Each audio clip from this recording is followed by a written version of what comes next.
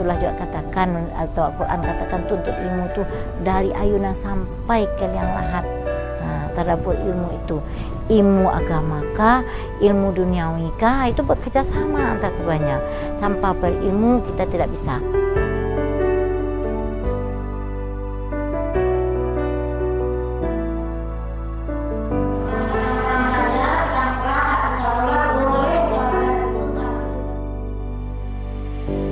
Apa kabar Anda pemirsa Tanjung Pinang TV?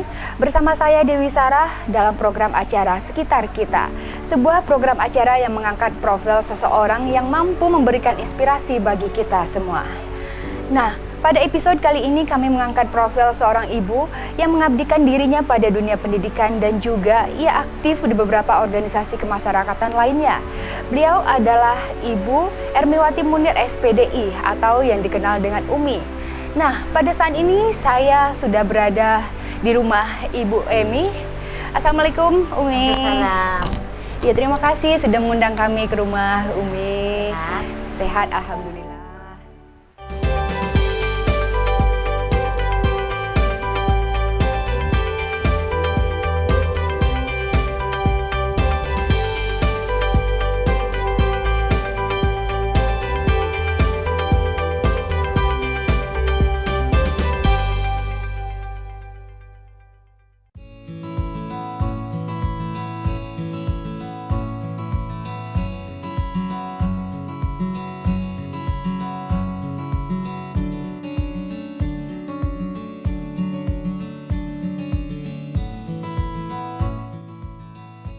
Saat ini, kaum Hawa di Indonesia juga turut menunjukkan eksistensi pada pembangunan di segala sektor. Seperti Umi Ermiwati Munir SPDI atau yang dikenal dengan Haji Umi Emi Tafrudin Jarijis. Beliau telah lama mengabdikan dirinya untuk menggeluti dunia pendidikan. Tidak tanggung-tanggung, hingga tahun ini terhitung pengabdian Umi Emi pada dunia pendidikan telah mencapai 37 tahun. Dalam berjuang, Umi memakai semboyannya Bung Hatta. Dalam berjuang jangan ingat ruginya, tapi bayangkan untungnya. Karir Umi Emi berawal dari tahun 1978. Untuk pertama kalinya, beliau mengajar di Kota Pekanbaru, Provinsi Riau. Berbagai lika-liku Umi Emi jalani, dan pada akhirnya diangkat menjadi PNS sejak tanggal 3 Maret 1980 setelah pindah ke Tanjung Pinang. Umi pegawai negerinya yaitu terhitung dari 3 Maret tahun 1980. Kalau mengajarnya semenjak tahun 78. Jadi sudah masuk ke 37 tahun. Kalau di SMA 2 sudah menghabiskan 35 tahun di SMA 2. Tidak hanya di sekolahnya, Umi Emi yang kerap dipanggil Bunda juga dikenal para siswa di beberapa sekolah lainnya. Dalam mengajar, Umi Emi memiliki 3 semboyan. Dalam mengajar, Umi ada 3 semboyan. Semboyan itu santai, serius, selesai. Kalau kita santai, adem ayem sama anak-anak tuh. Mereka tidak mengaku siapa kita, kayak misalnya security gitu, tidak ya kan. Tapi ya ada bu gurunya gitu kan. Jadi santai. Tapi santai bukan berarti terlena. Jadi harus serius. Nah, jadi kalau bekerja dulu, selesai berhenti. Maka kita terapkan selesai sebelum waktunya. Berbagai prestasi telah diraup Umi Emi. Umi Emi pernah dinobatkan sebagai guru teladan tingkat Provinsi Kepri. Di dalam kemajuan Umi, dunia pendidikan juga Umi pernah tahun 1992 mendapat guru teladan Provinsi Kepulauan Riau. Nah, itulah maka pemerintah mengusulkan Umi menjadi kepala sekolah, tapi Umi telah tidak mau ya. Dalam misalnya pertandingan membuat soal nomor 1 se-Sumatera juga pernah karya tulis, dan banyak juga lah prestasi-prestasi yang mencapai di dunia pendidikan. Berapa kali Umi ditawarkan menjadi kepala sekolah, mulai dari tahun 1998 ditawarkan, itu Umi tolak. Tahun 2004 juga, 2006 dan 2008 Umi tolak. Jadi pengawas 2 kali, 2010 2002 dan 2004 Umi tolak. Dan juga di samping itu ya pendamping setia Umi juga tak mendukung jadi kepala sekolah itu. Kata beliau cukup satu dek, atau adik maju atau Buya yang maju, kata beliau. Ya tentu sudah tidak ya, Umi senyum aja, ya jelaslah tidak, ya sudah. Jadi kata beliau, pimpinlah anak didik dengan baik karena dipertanggungjawabkan di akhirat nanti suatu pemimpin yang adil. Kemudian pimpinlah masyarakat.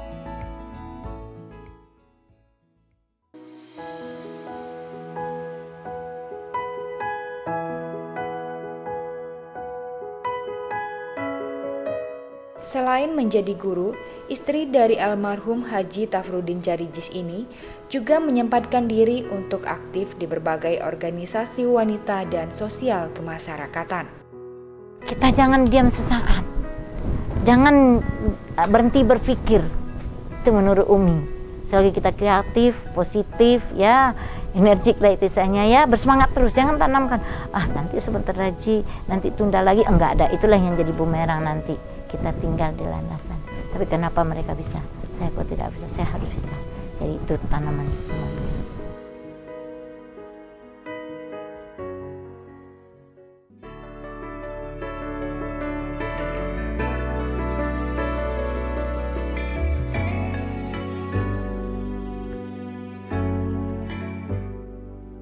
Selain aktif dalam beberapa organisasi, Umi Emi juga mendirikan kursus bimbingan pranikah dan bimbingan remaja bermasalah yang beralamat di Jalan Sunario nomor 20 Tanjung Pinang Barat. Motivasi beliau mendirikan bimbingan pranikah dan bimbingan remaja bermasalah tersebut adalah mewujudkan keluarga sakinah, mawadah, warohmah, dan remaja yang beretika dan berpendidikan. Maka di kursus pranikah itu terapan pertama akidah, yang kedua ilmu keterampilan umum, yang ketiga siap mendidik, yang keempat perilaku seorang ibu, kemudian keterampilan. Karena ada surat katakan Anisa umi badu bilad, tidak salahat sadatil bilad, tidak fasadatil bilad. Jadi wanita itu tiang negara. Kalau wanitanya rusak, rusaklah negaranya. Kalau wanitanya baik, baiklah negara. Kenapa rusak Indonesia ini? Ya wanita-wanita Indonesia itu rusak. Minim pengetahuannya, itulah yang disedihkan.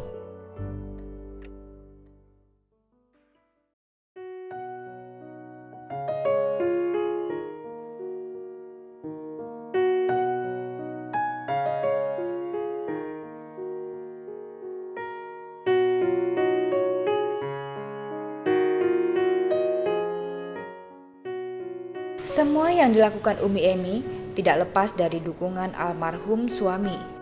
Pada masa hidupnya, sang suami selalu membantu dan memberi ide serta semangat. Beliau orangnya sangat ramah, mesra, tapi amat tegas dan sangat demokrasi. Jadi Umi juga diajarin bagaimana tidak tergantung kepada suami. Ada masanya bermanja, ada masanya kita harus mandiri. Kalau saat Umi terdesak dalam organisasi, beliau membantu. Surat menyurat, mandat, apa beliau usahakan, asal mau. Beliau juga mungkin seorang pejabat, kira-kira ini kan begitu ya, mulai dari Orde Baru, yaitu beliau termasuk juga anggota DPR. Kalau Umi mengganti ada pengajian Aisyah, kebetulan bersamaan dengan Dharma Wanita. Di saat beliau pulang, Umi sudah berpakaian Dharma Wanita, beliau bertanya, mau kemana dek? Umi bilang, ke Dharma Wanita. Aisyah pengajian tidak? Iya, lebih baik ya Aisyah. Padahal beliau seorang tokoh penjabat. Kenapa? Beliau katakan, kalau di Dharma Wanita orangnya banyak, kalau di Aisyah kurang orang satu.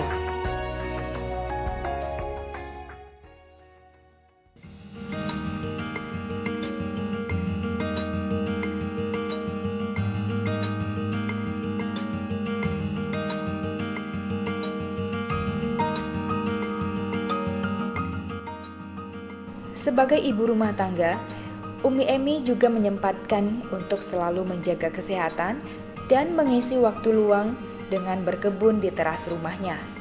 Selain itu, ia memanfaatkan pavilion rumahnya untuk menjual berbagai perlengkapan muslimah, seperti pakaian gamis dan mukena yang didatangkan dari Bukit Tinggi, Sumatera Barat.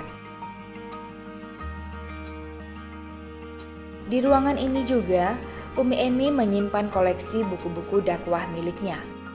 Berbekallah ilmu tentang rumah tanggaan itu, kemudian tidak ada yang menghalangi kita berkiprah, tidak ada yang menghalangi kita berkiprah di dalam masyarakat. Pemionya anak saya dengan siapa? Nah, ini bagaimana? Saya belum masak, tidak ada. Tetapi itu adalah manajemen keluarga. Jadi kita atur berprogram.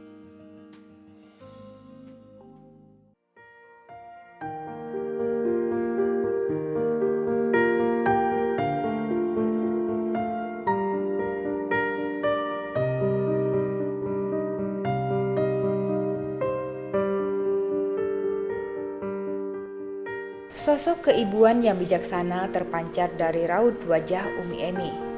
Hal ini membuat Umi Emi sangat akrab dengan anak-anak didiknya. Kedekatan tersebut hingga Umi Emi selalu dipanggil Bunda oleh para siswanya. Bunda Emi itu orangnya baik. Kalau di kelas nggak pernah marah. Kalau misalnya kita salah, dia bukan marah tapi menegur secara halus. Jadi supaya kita sadar. Kayaknya menurut saya hebat gitu. Dengan kegiatan yang banyak tapi masih bisa mengatur waktu dengan baik. Sampai nggak pernah melewati jam sekolah, absen. Bukan hanya seorang guru, dia juga seorang inspirasi bagi kami siswa-siswi SMA 2. Karena dia ini termasuk guru yang sangat-sangat lembut, tetapi sangat-sangat tegas juga. Ya, beliau orang yang sangat aktif, ya. Beliau selalu mengajarkan bahwa ilmu itu tidak dapat hanya di sekolah saja, tapi ilmu kita dapat dari masyarakat, dari orang-orang yang kita ketemu di luar dari sekolah.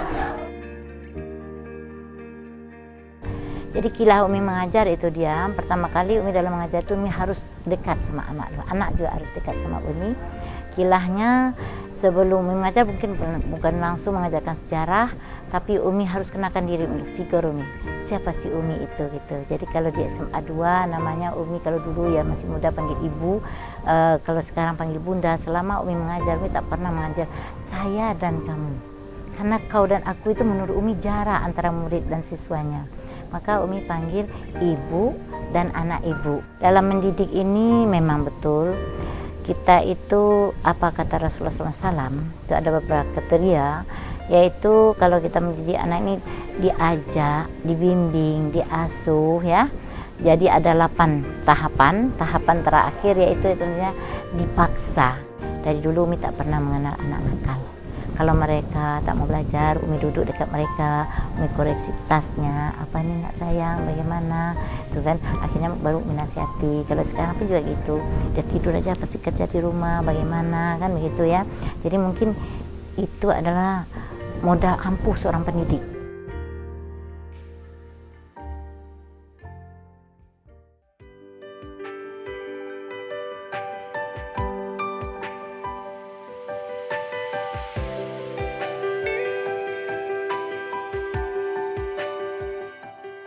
Sebagai orang yang dituakan di lingkungan sekolah, sosok Umi Emi selalu memberi motivasi bagi guru-guru lainnya. Beliau menjadi inspirasi dalam cara mendidik dan mengajar. Luar biasa, sosoknya menginspirasi sekali. Dalam mengajar, kalau dalam mengajar keseharian, beliau ini di masyarakat kan aktif ya. Tapi untuk melaksanakan tugas, beliau tidak meninggalkan tugas. Seandainya pun beliau ada kegiatan di luar, beliau meninggalkan dengan sedetail mungkin untuk dilaksanakan tugas oleh siswa. Adalah sosok seorang ibu, seorang guru ya, yang selalu mengayomi baik bagi siswa maupun pada kami yang masih perlu bimbingan, misalnya masukan dari beliau. Tangguh ya, apalagi dengan usianya sekarang, dia masih mau menyempatkan diri, bahkan selalu mengajak kami yang muda-muda ini untuk termotivasi, untuk terus giat sebagai guru.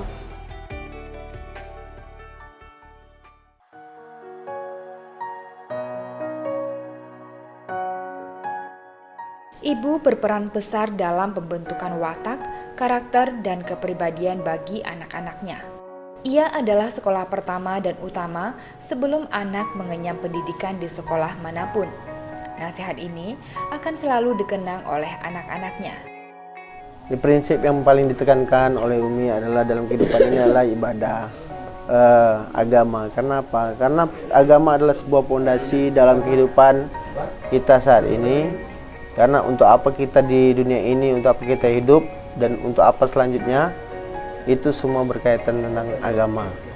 Bahwasanya Umi itu adalah ibu bagi kami semua, kemudian bagaimana Umi mendidik kami, kemudian bagaimana kami menjalankan tanggung jawab kami sebagai istri di rumah, kemudian dan bagaimana kami menjalankan kehidupan kami di luar dengan cara berorganisasi, kemudian berkarir. Umi adalah inspirasi bagi kami semua. Umi adalah seseorang yang lembut, penuh cinta dan sempurna.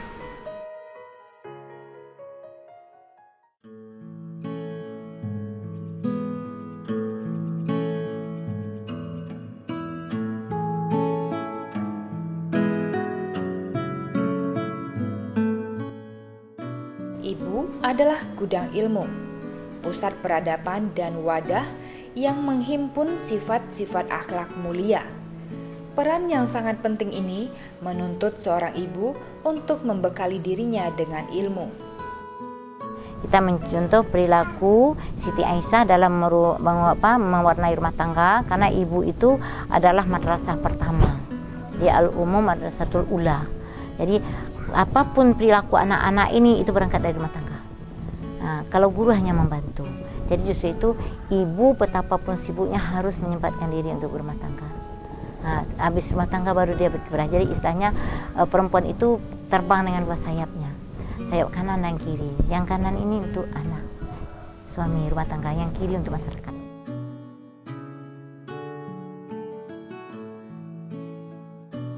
Untuk itu, seorang ibu harus terus bergerak meningkatkan kualitas diri. Karena untuk mencetak generasi yang berkualitas, diperlukan pendidikan yang berkualitas pula. Hal itu berarti seorang ibu tak henti-henti untuk terus belajar. Kalau perempuan, jadilah perempuan sejati. Bagaimana perempuan sejati itu? Ya mewarnai rumah tangga.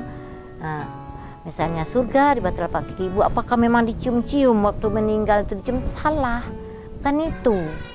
Itu bagaimana ibu mewarnai anaknya tadi. Nah, begitu juga wanita itu penanggung jawab rumah tangga suaminya. Ketegasan Rasul, perang pun seorang suami meninggalkan istrinya tak boleh keluar rumah tanpa izin suami. Kan begitu tegasannya. Jadi itu amanah.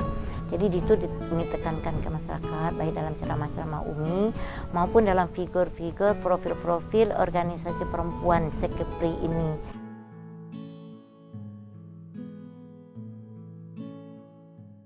Pemirsa, menjadi tua itu pasti, tetapi menjadi tua, sehat, mandiri, dan produktif itu adalah pilihan. Banyak hal yang bisa kita lakukan dalam mengisi masa tua kita, seperti kisah Umi yang telah kita saksikan. Pemirsa, saksikan kisah inspiratif lainnya hanya di Tanjung Pinang TV. Saya Dewi Sarah undur diri. Terima kasih, sampai jumpa.